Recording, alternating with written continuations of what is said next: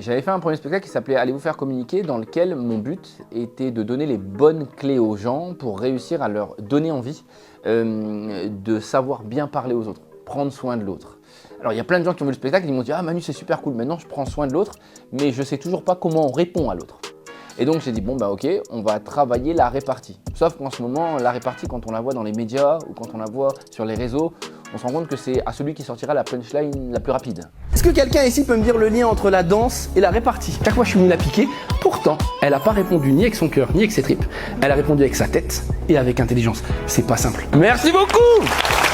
Bonjour, je m'appelle Emmanuel Chila pour Upendo. C'est parti!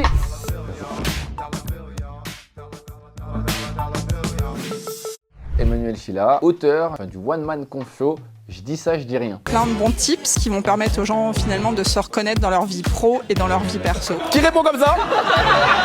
D'avoir de la répartie, de la bonne répartie. Et pas penser à répondre trop vite et le spectacle est parfait pour ça. On peut l'applaudir s'il vous plaît? J'ai toujours, je pense, au fond de moi-même voulu être humoriste, mais comme je sais que je suis pas drôle, j'ai décidé plutôt d'aller vers la formation.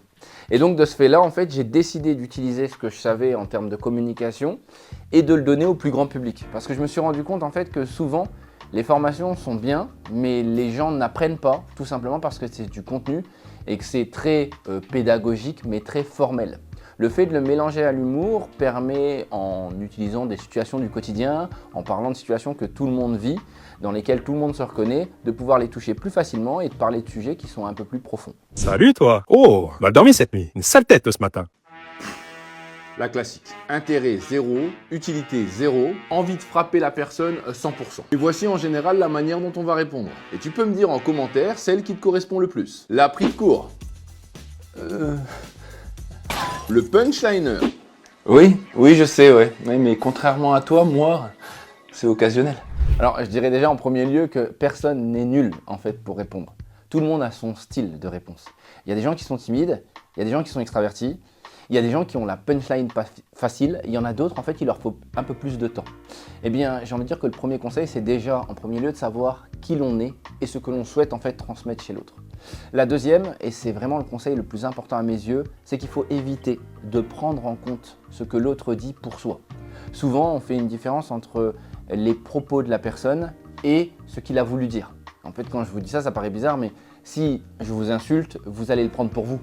Alors que ce n'était pas obligatoirement le cas. C'était peut-être une insulte par rapport à un travail, par rapport à une situation, par rapport à un cas spécifique. Sauf qu'on a énormément de mal à faire la distinction entre les deux. Donc ça veut dire que là, on va tout de suite prendre un pas de recul par rapport à la manière de prendre les propos. Et puis après, il y a une grande erreur dans notre société. Et là, elle est dans nos couples, avec nos amis, dans notre famille et au boulot. C'est qu'en fait, on comprend de travers. Moi, je vais vous le dire, on va pas se mentir, on comprend de travers. C'est obligatoire.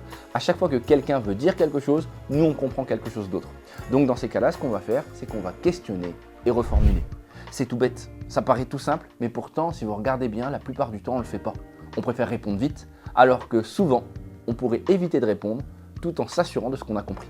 Si vous avez envie de voir quelqu'un d'authentique sur scène, si vous voulez apprendre à communiquer différemment, et si vous êtes prêt vraiment à aussi vous faire un peu chambrer sur scène, vous pouvez venir au spectacle. Mais promis, je serai gentil. Tu peux même venir à Dunkerque en juin. Là, je peux pas faire mieux. Et toi, t'aurais dit quoi? Allez, réagis en commentaire. J'aime quand même bien la réplique du punchliner. Je pense que je vais la garder.